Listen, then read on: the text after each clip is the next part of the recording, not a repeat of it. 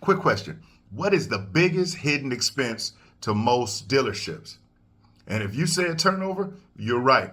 Do you know that the JM&A group did a study, and it showed that 62% of people hired at dealerships had no prior sales experience at all. I'm not talking about no automotive sales experience, no sales experience at all. And most sales managers, they do a pretty good job. They do the best they can.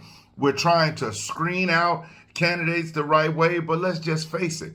How much time does a sales manager or a general sales manager really have to spend away from the desk to sit down and properly vet each and every candidate that your dealership is bringing in and going to be making an investment in? And a lot of stores have transitioned to this technology method of sales training. But there's one thing that the technological aspect of sales training is unable to duplicate, and that is the human element of emotion. So in this video, I'm going to give you three ways that your dealership can reduce turnover, increase new hire production, and enhance long-term staying power, where you build more of a winning and robust team rather than feeling like you're always starting over from square one. So tip number one, don't wait. Now you have to ask yourself, your sales managers or your hiring staff, are you waiting or acting? Now here's what that means. If your store is just waiting, they're posting ads and they're just waiting on people to respond and apply, you're sadly mistaken, and that's what causes the low show rate and the poor candidate pool that we pick from. Here's what happens. Most people, when they go on these Indeeds or Zip Recruiters, what they're doing is they're just clicking apply on everything that's hiring in the area.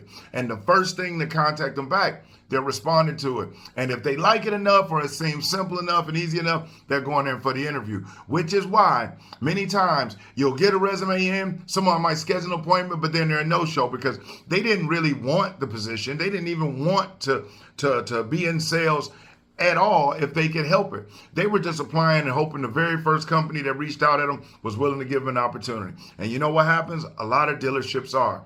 And why is this? It's only because, think about it. If a sales manager has 5, 10, or 15 salespeople to worry about that are with customers, and yet they're sitting down with this person who may or may not come on to the team, how much time are they going to devote? What type of questions are they really asking? How many years or how much time did they spend studying how to properly vet or interview somebody?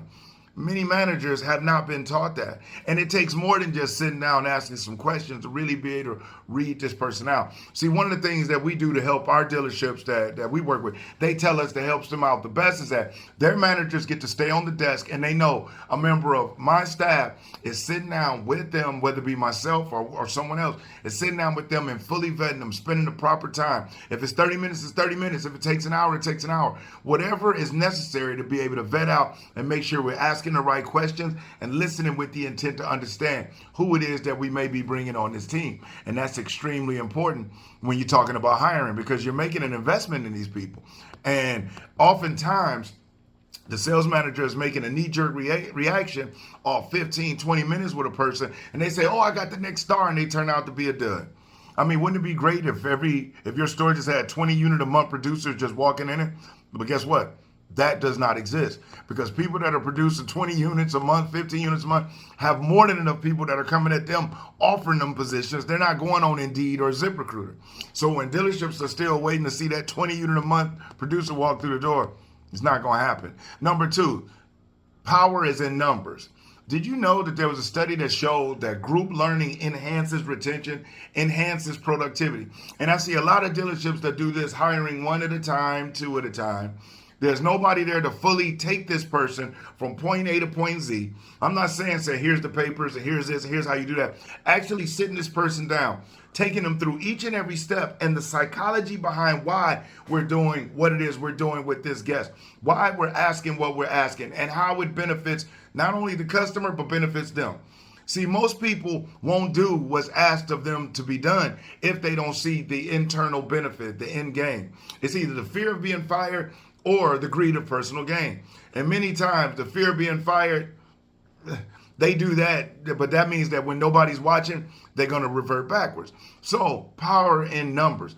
When you do hire, one of the things that our dealerships say that they love is that when we bring in a group for them, whether it be 4, 5, 10, or 15 people, they're coming in at one time Everybody is a cohesive unit. This means that you have a group of people coming out of training that are more connected with one another, more familiar with one another, can bounce things off of each other. And a lot of times, having that newness in the room is more beneficial than having one of those old dogs come in there and try to black them out with some horror story before they actually even get going. So as opposed to doing the one-off hiring and training where you just bring them in, they do some paperwork, and then you just sit them with somebody or sit them down in front of a computer module for them to watch this sales training and expect them to go out and wow people, it just does not happen. What happens, they end up sitting around, sucking up a couple paychecks, and they blow right out the door. Why? Because they didn't feel like they were properly being educated. They weren't being trained and taught to do what they needed to do to make money. And that's the only reason why they're there, to make money. They're not there because they want to look at, the handsome faces or the beautiful face of management. They're there because they want to make money. And the third thing is to measure the ROI. There's probably many dealerships who are totally unaware of the fact of how much money they're actually hemorrhaging out of their store. JM&A Group, another well-respected automotive industry publication, says that on average, a dealership spends an average of $15,000 per new hire salesperson.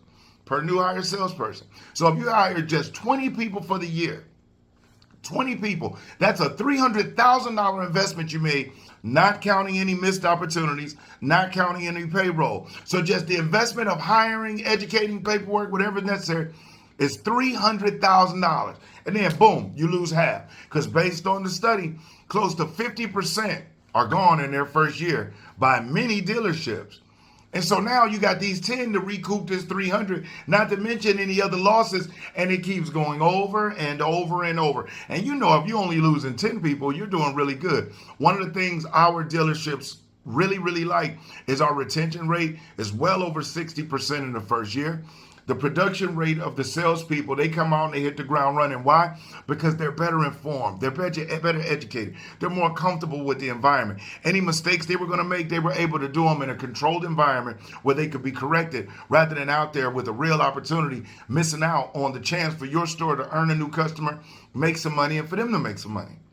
And so these are three of the things. Number one, don't wait. You have to be on these platforms actively seeking the people that you want to hire on. Number two, there's group in numbers. Anytime that you can hire a group of people and train them up, get them going at one time is ideal. And please realize that the technology can be good, but it misses the human element. And that's why them looking at a computer screen and then going out there with a real live person doesn't seem to match up. Oftentimes, live training, it does something to the senses. It really gets us motivated and gets us going, gets us excited. And, energy is contagious. And oftentimes, when a sales team realizes that their management, their upper management cares about them enough to invest in their well-being, you should see the reciprocation from that. And number three, begin to measure and track the ROI you are getting or the losses you are getting from turnover. Remember, it's an average of $15,000 per new salesperson that you hire. And so every one you lose, that's 15 grand gone down the drain, not to mention how many customers they might have blown out, how many deals they might have missed out on, how much payroll did you end up paying them. And so put all these things together and it could be a hell of a catastrophe. And the quickest way that our dealerships say that we help them increase profit is by coming in and bringing in much better people, by honing them and training their skills, honing their skills, and by working with the current team they have. We were able to create multiple 15 and 20 a month producers at stores where previously they were selling 5 and 10. Why? Because the commitment and the focus was there.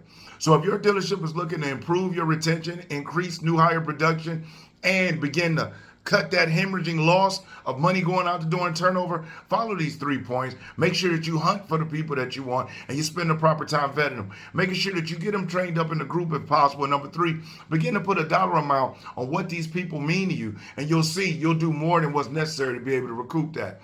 And if you're looking for any help at your store on bringing in good people, getting them trained up, I highly encourage you, shoot me a message. And a conversation can't hurt us. It may be able to help you because I don't even know if I can yet. But shoot me a message. Let's have a quick conversation and let's see how we may be able to help you if we can. Other than that, remember to like this video, share this video, comment on this video. I'm Brian Maxwell, and I look forward to seeing you at the dealership.